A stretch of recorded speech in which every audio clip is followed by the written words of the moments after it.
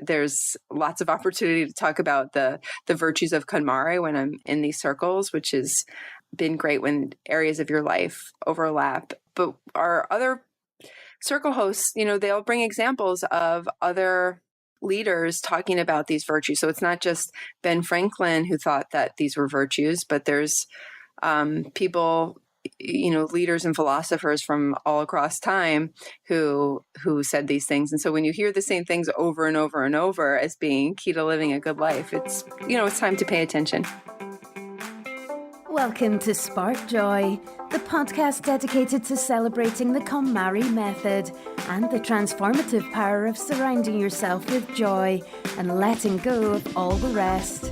With your hosts and certified KonMari consultants, Kristen Ivy and Karen Sochi. And now, here's the show. Our guest today is Patty Morrissey. Patty is a fellow KonMari consultant who is based in Long Island, New York.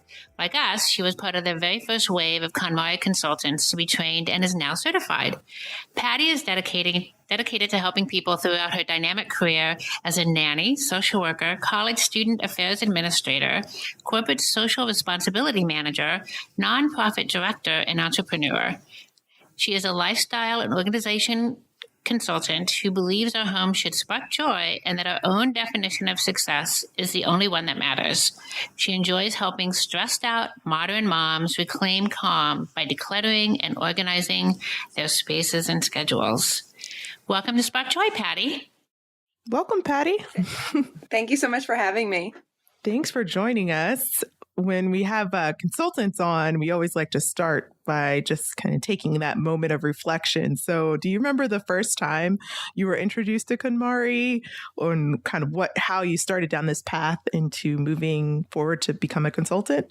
Yeah, I do. So I had read about the KonMari method probably through a New York Times article, not exactly sure. And I knew that it was going to be for me because of Marie Kondo's focus on vision. I've been doing vision boards for many years, hosting vision board parties at my home. And I just saw instantly how applying that ideology to your home could work.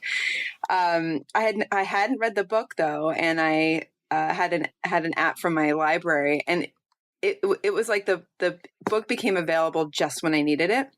So the download, it was free to download, and I did so and instantly started listening to it on my way to work. I had a long commute. I was on a train 4 hours a day going into the city for my job at a nonprofit. And the book was exactly what I needed to read. And I started the method in my home and ultimately ended up leaving that position and pursuing becoming a tidying consultant.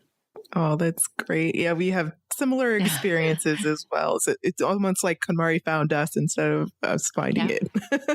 Exactly. Yeah. So you mentioned vision board being a particular aspect of KonMari that really resonated with you and emphasized the practices that you had already built into your life. Is there any other categories that significantly impacted you throughout the process or made you even particularly uncomfortable while you were going through the process? Interesting. That's a great question, asking about discomfort because, personal growth does require some element of discomfort. So organizing and tidying has always been kind of my happy place. It's where when you think about when you have free time, what do you tend to do? And when you're thinking about vocation, those are natural questions to ask. What do you like to do in your free time? It's like organize, move things around, rearrange constantly. But the book really helped me go deeper with that and realize some of the patterns I was using, organizing perhaps as an escape and not as this intentional tool to live a better life. And so one of the things that I found when I was done tidying was this void of now what? It wasn't an instantaneous, like, now I'm going to live the life of my dreams. It was, I have space.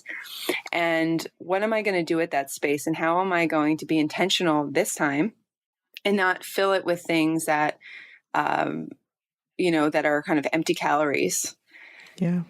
Busyness, internet addiction, shopping, complaining, blaming, all those negative things that a lot of us have as crutches that fill our time. So dealing with that empty space was and is, I will say, is still kind of a work in progress for me. But I did have some categories that I never really managed well before KonMari came into my life. And one of them is paper. My life is completely different related to paper. I finally got my hands on the paper and just let go of almost all of it. And so now my paper storage is, a nice little tidy binder, and it's great. And it's helped me face a lot of things, because papers really represent undone tasks. And so it's just helped me be more successful in all of those areas where paper impacts you. And that's usually things like, finances, health, learning and dealing with some of, the kind of baggage, the emotional baggage that comes with the sentimental papers that you have. One of the fun things that I did when I was doing papers was I let go of some things that people thought maybe I should hold on to. I even had a professional organizer friend say like, no, I can't believe you're going to throw out your journal. But it was really great to be able to say like, this wasn't a joy sparking time of my life, and I'm going to let go with confidence of this. It's not something that I feel I want to share with my daughter one day. A lot of people were like, well, your daughter might want to read. I'm like, this is not something we want to share with my daughter. But there were reflection papers that I certainly did keep that are things that don't necessarily match up to, perfect. I wasn't living perfectly at that time. They definitely represented some challenges that I will be happy to share about. But one of my friends suggested saving some papers to do a story through the Mortified podcast. Storytelling is like joy sparking for me. So to kind of dig those out as inspiration to get on stage and share embarrassing stories about myself as an act of courage of some embarrassing things that I wrote about. And when you were speaking about looking at some of those journals, I think I remember the same experience. I was like, oh, these are so important. And then actually reading what I had written when I was 20 and 25. And it's like, I really don't ever want to see this again. So it's interesting. Also, I think that for me, I see bravery and boldness in my clients that I don't have in myself. I also have been, are you sure you want to let go of this? It is always so interesting to me to see how with experience, our clients can become even bolder about letting things go like that. I love that you brought that up because my clients inspire me every day. And I really don't like the storyline that's out there that, people who are seeking tidying services are somehow deficient. That's something that I'm trying, to correct in how I talk about the work I do with people. I have the privilege to work with clients who are out there doing great things for the world. And often, the kind of symptom of clutter is just a result of how they're prioritizing their time in some other way. And, I have these sessions and it's not that infrequent where I come back and I'm like, oh, let me revisit that category because that, that client inspired me to like have more courage, Right. Exactly, to let go or to face something that maybe I haven't been facing myself. Yeah, no, I completely agree. I am always inspired by what clients are brave enough to do, and sometimes in spite of a lot of really hard pulls to not do certain things. So yeah, it's really gratifying. But one of the things that I noticed about actually all three of us is that we come from corporate backgrounds. And one of the things that is really amazing about the work that you do, Patty, is that you use some analytical measurement tools that many of us may be familiar with in our corporate lives to shape the way that you define your success and joy in your life today. And many of us know the term key performance indicators, and it brings kind of a shudder to me to think about those because I remember those from my corporate life. But how are you using that today in your work? And how are you applying those to how you're defining your work and your success in your business today? Yeah, so that did come out of my experience working at in two business-like settings. One was a publicly traded company and one was a nonprofit. But, what was going down for me was at these two organizations was just a ruthless focus on these KPIs, these key performance indicators. Go, go, go. The staff at these organizations was they were very young, kind of in a position to really give themselves over completely to the objectives of the business. For me, I didn't feel like with a young child at home that I could afford to do that without kind of losing something important. And so I had this realization that I could work 24 hours a day and not hit these KPIs. They're set intentionally aggressive so that people work hard to in a frenzied attempt to try to pursue them. And there's nothing wrong with that. But I had to decide, well, I can't possibly work 24 hours a day. So where do I draw the line? Do I draw the line at 10 hours a day, 12 hours a day? Do I draw the line at, achieving my objectives 75% of the way? How do I know when I'm done for the day and I can go home and turn it off? And so at the time I was asking these questions about what was going on at work, I was engaged in something called the Ben Franklin Circle. And what Ben Franklin modeled for me is having a measurement around the virtues. So I was in this, corporate setting where they're tracking everything, tracking success, measuring what matters, all these buzzwords. And then over here talking about virtues, but I wasn't talking about virtues and purpose and living a good life in vague terms. It was, how are you, in trackable, measurable terms. So Ben Franklin, when he would set his objectives around these 13 virtues that he deemed key for living a good life, things like temperance and humility and sincerity and justice, he wouldn't just say, I'm going to be more virtuous generally. He would monitor every single day, and he would carry around a little notebook and track with almost like a bullet journal how well he adhered to those virtues based on the commitment that he had defined at the time. And so I'm like, well, what can I track? And so I stepped back and I wrote, well, what really matters to me? And I identified my life KPIs as things like meals with my family, visits with friends, walks in nature, dates with my husband, new experiences. And I started to track them. And it was incredibly eye-opening. So the company that I was in, every week we would share a success and a failure at the staff meeting.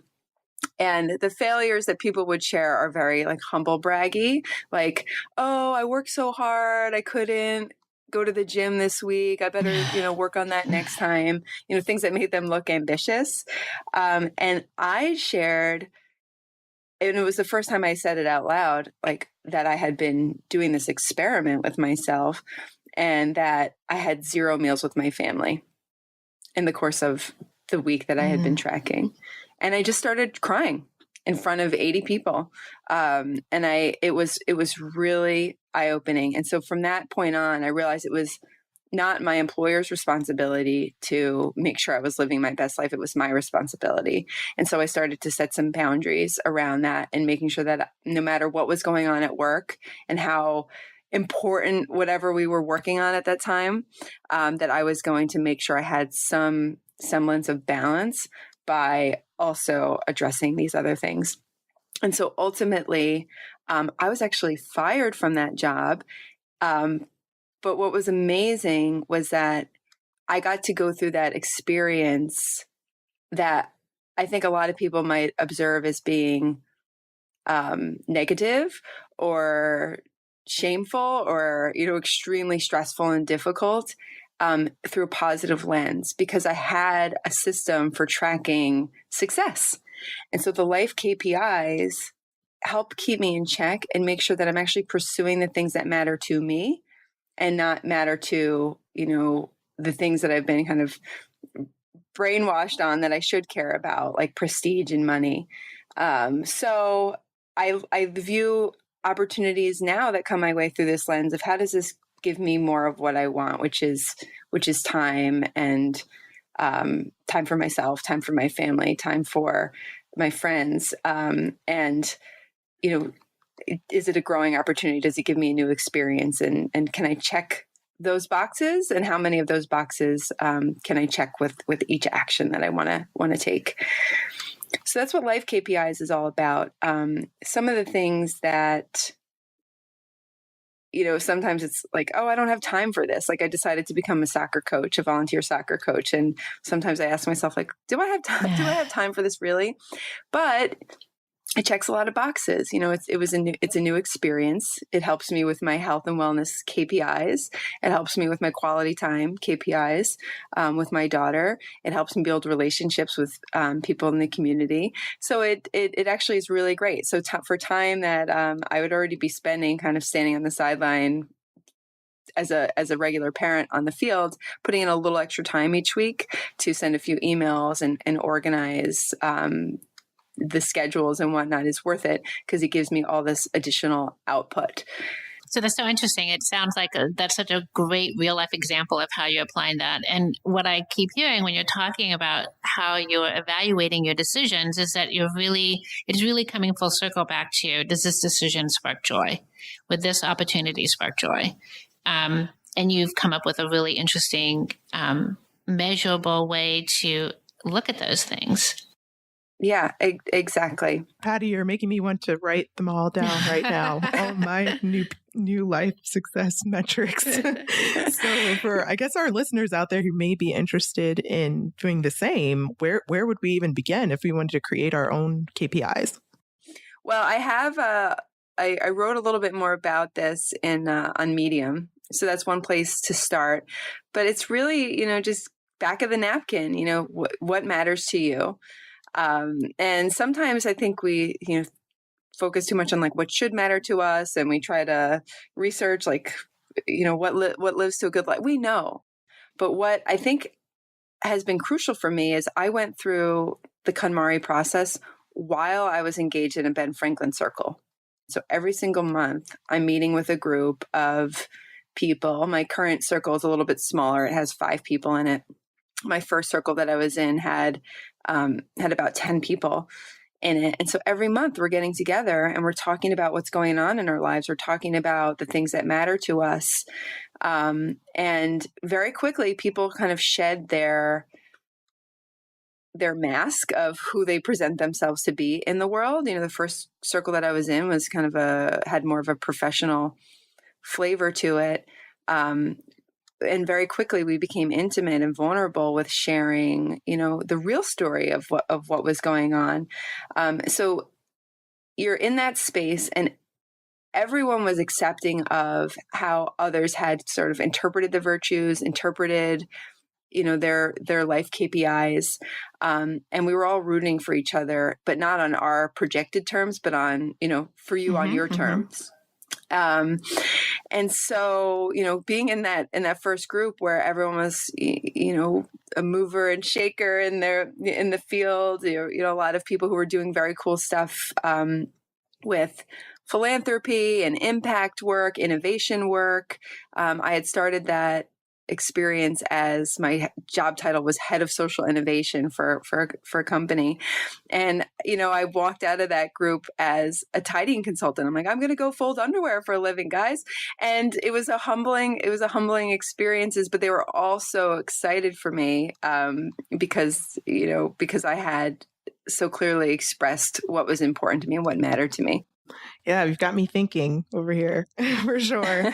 Can you remind us about those virtues that you mentioned? I mean, they were established over 300 years ago by Benjamin Franklin. So it's amazing that they are now relevant today in modern day life. And so if we could review some of them, and how you're marrying this whole idea of living by these virtues.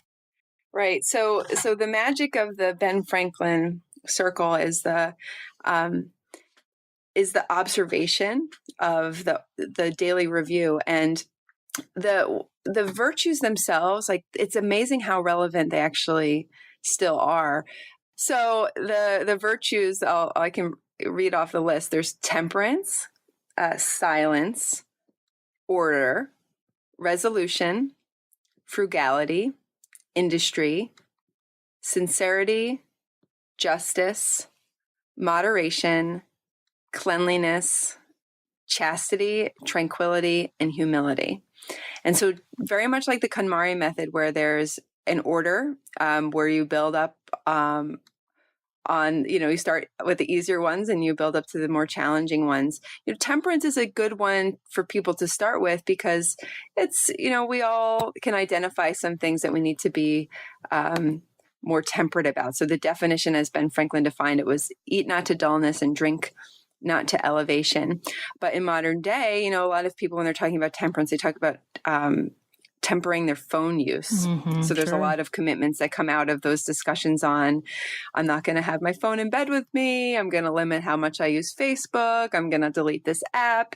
A lot of Ben Franklin circles, when they're talking about temperance, focus on digital. And there's a lot of overlap with KonMari. So some of the virtues you can see are order. Ben Franklin defined order as let all your things have their places, let each part of your business have its time. And so, we can have a 2 to 5 hour conversation on order, making those commitments. And, some of the commitments that come out of that related to order are how people organize their time, because Ben Franklin mentions time, and stuff, where you're placing things in your house. Cleanliness is one of the virtues. And it's interesting to think about cleanliness. What did cleanliness mean 300 years ago? What does it mean today? Are we too clean today? Are we not clean enough? So he defined cleanliness as tolerate no uncleanliness in body, clothes, or habitation. Tranquility is definitely related to the KonMari method. Be not disturbed at trifles or accidents common or unavoidable.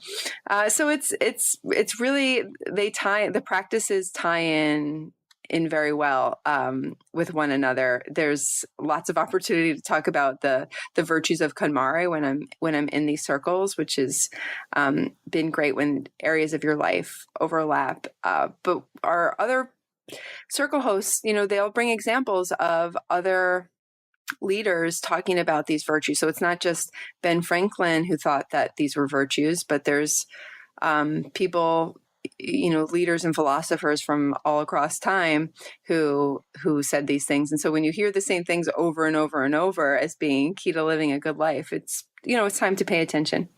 One of the things that sounds so interesting to me about this is that there's, it sounds as though within the circles, there's just a natural curiosity about each other's lives and about what their perception is. And I think that's, and a lot of times in our modern discourse, that's very lacking, that so many of us are really focused on getting our own image of ourselves out to the world as quickly as possible, which is why we have now all of these different mechanisms for presenting, this is what's happening, this is what I'm eating right now, this is what I'm doing right at the moment, instead of giving any reflective thought to how we fit in as a community with each other and how these things are furthering what's really important to us. So it sounds as though this is really filling a need. And certainly you have identified this as being a very important part of your vision for yourself and for your life and for your work. So again, it just seems so neat to think. I'm envisioning your group sitting around and talking about each other's lives instead of just being focused on what's going on with them as individuals.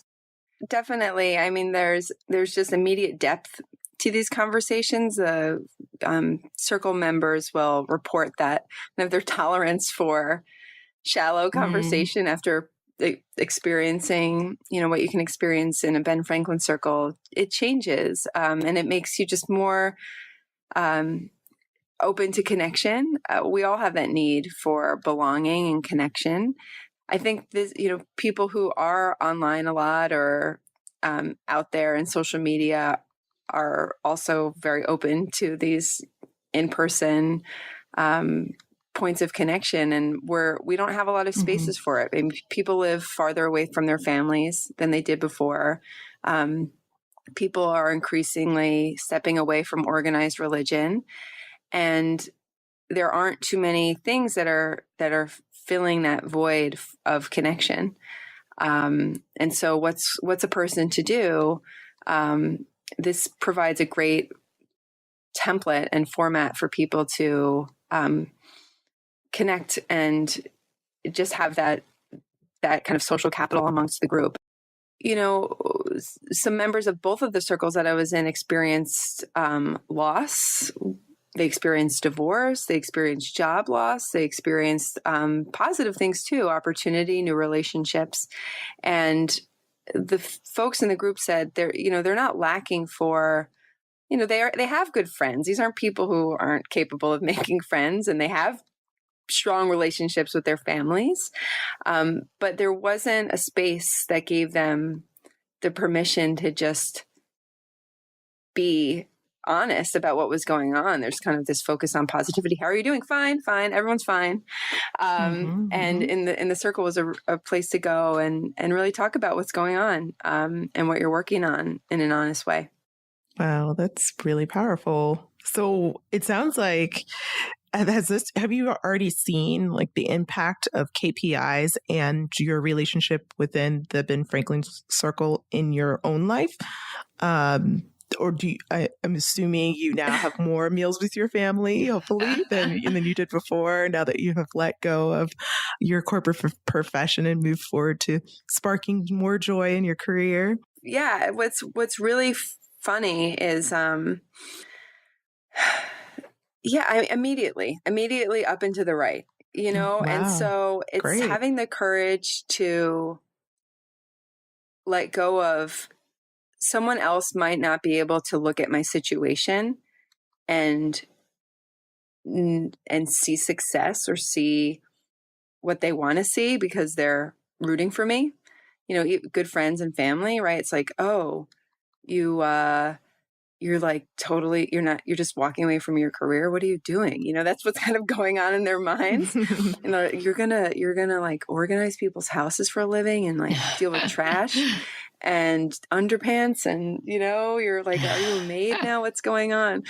And just brushing that off and moving forward. That's where the power of the group comes in, and having a few people who know what you're up to and are rooting for you because they know how you're measuring success. But you can't rely on the other people. You have to start with yourself and just having that gusto of, I know that this is important to me and I'm going to move forward. So yes, immediately. And then you start to pursue business opportunities that achieve those things. So, I started a thing with a friend called Spirit Walks. It was actually something that we imported from her home turf from the Netherlands. And so here I am, KPI, spending time with friends, walking in nature, check. It's a good channel for meeting new clients, check. So it's checking all these boxes, but it's getting me out in the woods more. It's getting me healthier. It's getting me more time it's getting me all the things that I want. So yeah, I still continue to see all of those life KPIs go up and to the right. And wow, that sounds like an amazing tool for any busy mom to use to make sure that you're reclaiming your me time, right? And also making sure you're taking care of your family. So do you have any tips for busy moms, either regarding KonMari or organization or just living life?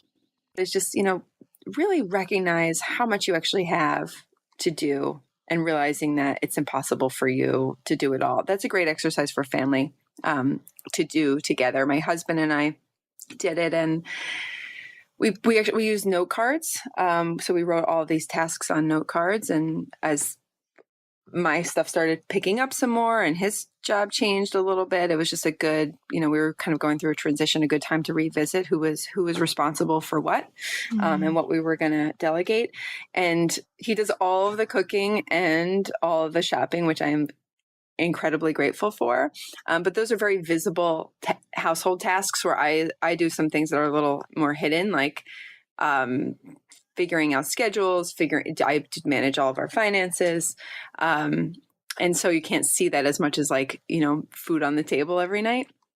So we listed out our responsibilities and he goes, "Oh, you have a lot more cards than I have." I was like, "Yeah." And he's like, "Well, I guess I should take some of those from you." I was like, "That would be great."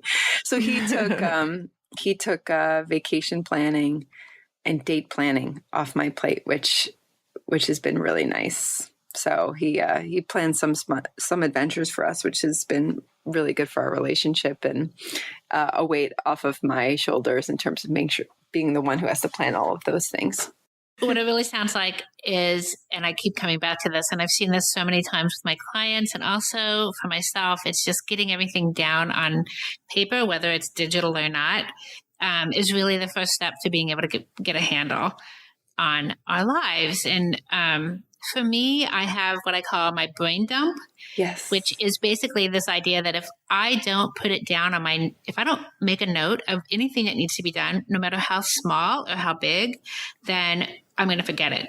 And I learned that I spent so much time trying to remember what needed to be picked up from the drugstore, and then also trying to remember what I need to do for a big presentation next week, that it was overwhelming and producing so much anxiety. And once I just started putting it down, getting it out of my head and onto some format that works for me, it made it so much easier to manage.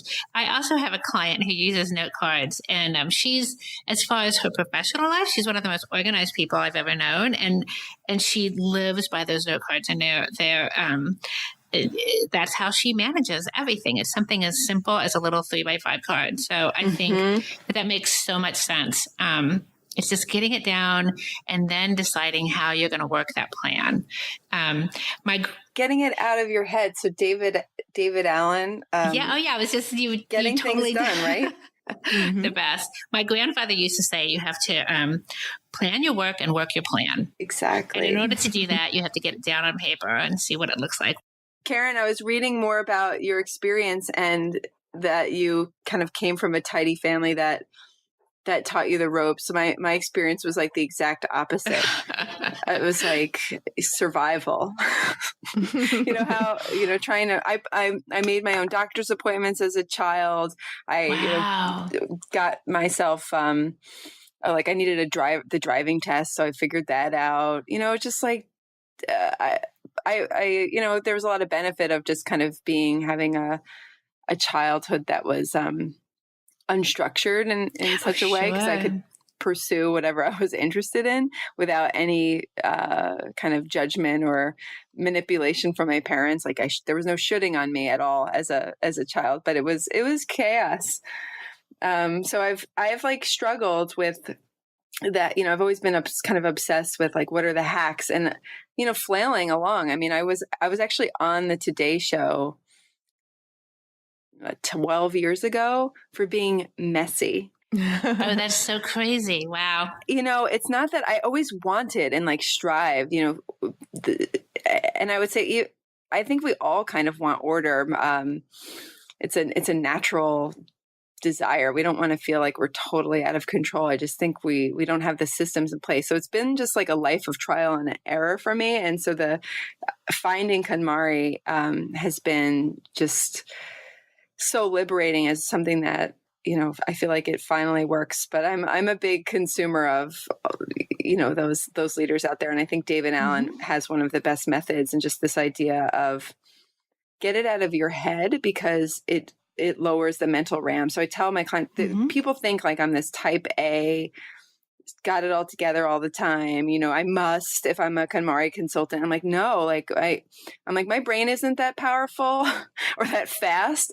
So I need to have an organized space, because I don't want to have to I don't want to have to hold in my head, like, where did I put the umbrella last time? Yes. Where did I put the headphones? Like, what drawer, what bag did I leave them in? No, I have my box of electronics stuff, and it's, stored in the headphones section. So when I need something, I'm going to go get it. It's not stored in your head. So that's a big, big key. And I think, David Allen even says he designed the system because he was struggling with organization and attention. Right. It's not because it came naturally to him. I think the people out there that we kind of hold up as examples have really good systems. It's not that, they have all this kind of just innate organization, Right. but they've been taught the habits and routines that make life work for them. That enables that to happen. Yeah. And it's funny because when you speak about David Allen, and there are people that came before him. I mean, none of this is like, even Marie Kondo would say, she would be the first to say that none of these ideas are like so original. These are things that we've been working and refining and over generations. And it's really just about finding what works for you and for your life and helps you to get to that place where every day feels less anxious, less stressed, and that you're achieving, your goals. You're getting to your KPIs. Mm-hmm. But what I will say is new, and I think why KonMari is resonating on such a large scale, is that the cost of goods have never been so cheap, and so consumption has never been so high. So we're at the CEO of IKEA or the founder of IKEA said that we're at peak consumption. Mm-hmm. And so, and where do we go from here? It is a new problem. So that's why I still think we're kind of figuring out the solutions for it. And KonMari seems to be the best one for changing the habit of consumption as well. It's like the switch is changed. Where it's not just like, we're really great at tidying solutions and organizing hacks to find a better way and a prettier way to organize all this stuff, but it's just completely changing your relationship with the stuff in the first place. But I think you're just hitting the nail on the head, because I think we may have a generation of discarders. This generation may be the generation that is invested in downsizing, and we talk about our parents and our grandparents, and what are we doing with all of their stuff that we don't really want? The generations coming now, our generation and the generations in front of us, just are not looking at things and objects the same way. Mm-hmm. We may have a generation of discarders, followed by hopefully the optimistic slant is that we'll have a generation of much more sophisticated, careful, conscientious consumers in the future. But I completely agree. I cannot absolutely begin to grasp the amount of things that my clients alone are discarding. And I know both of you and all of the other consultants, plus all the organizing community, is just we're our clients are letting go of so much stuff. It's like, where does this all go? Mm-hmm. Super, super interesting. But luckily, I think they are immediately, my favorite phrase that I like to hear from my clients is, "Oh, I didn't know where that was. Oh, that's where it is. Oh, yeah.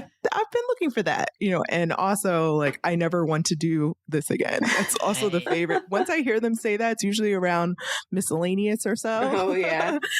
I just get so excited because it's like, okay, that's a clear, message that's saying that they are realizing that, okay, now I have to change my behavior moving forward. I can't fall into the trap of, consuming things, and everything these days is disposable or fast fashion or made to only last, a certain amount of time rather than a lifetime.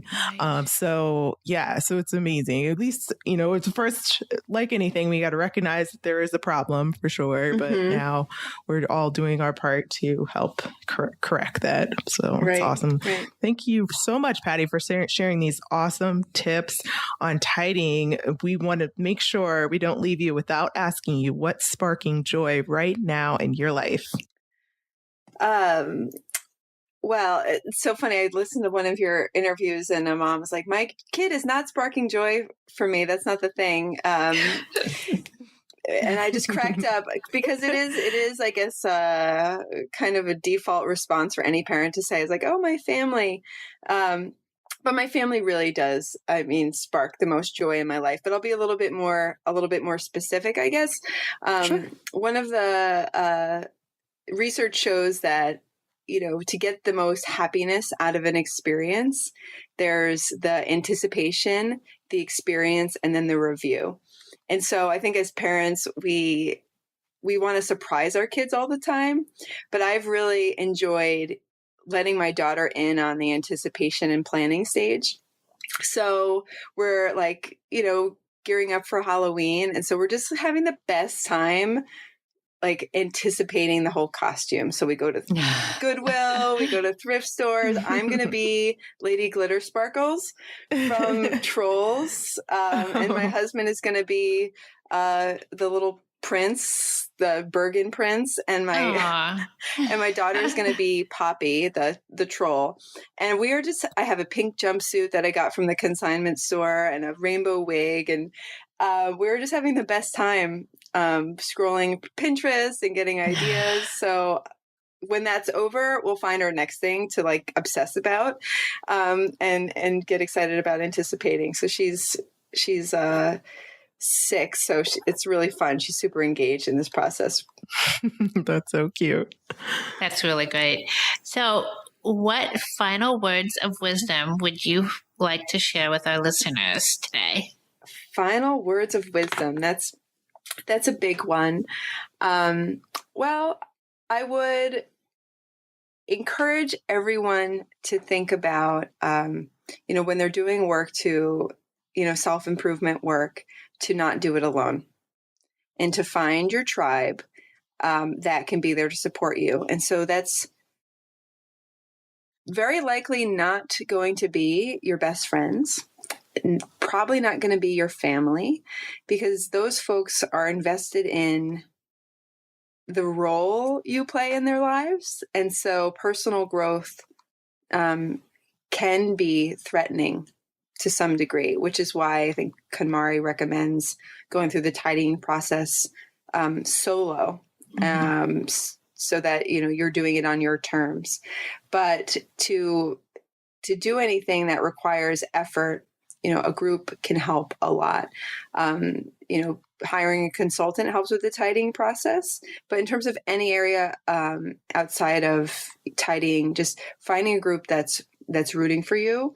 Obviously, I highly recommend forming or joining a Ben Franklin circle to achieve that objective. But it doesn't have to be, that format if that's not joy sparking to you. But find your group that you can be you with and safely change within. And that's what I would recommend. Don't go it alone. That is great advice, Patty. Thank you so much for joining us here at Spark Joy. It was great having you. Thank you, guys. Thank you. To connect with Patty, you can find her via pattymorrissey.com and on Instagram and Facebook at Patty Morrissey. For more information on Ben Franklin Circles, visit benfranklincircles.org. So now we want to hear from you. Tell us your burning tidying questions or share stories about how KonMari has impacted your life. You can find us at sparkjoypodcast.com and click Ask Spark Joy to leave a question or comment for a chance to be featured on next week's show. You can also join the discussion on Facebook, Instagram, or Twitter at the handle @SparkJoyPodcast. Thanks for tuning in, and we hope your day sparks joy.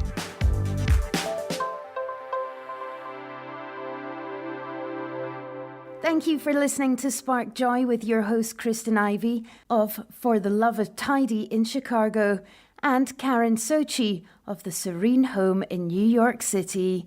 Spark Joy, the podcast, is not endorsed by or affiliated with KonMari Media Incorporated. The opinions expressed on this episode represent the views of the co-hosts and guests alone and do not represent the corporate position of KonMari Media Incorporated or the KonMari Consultant community.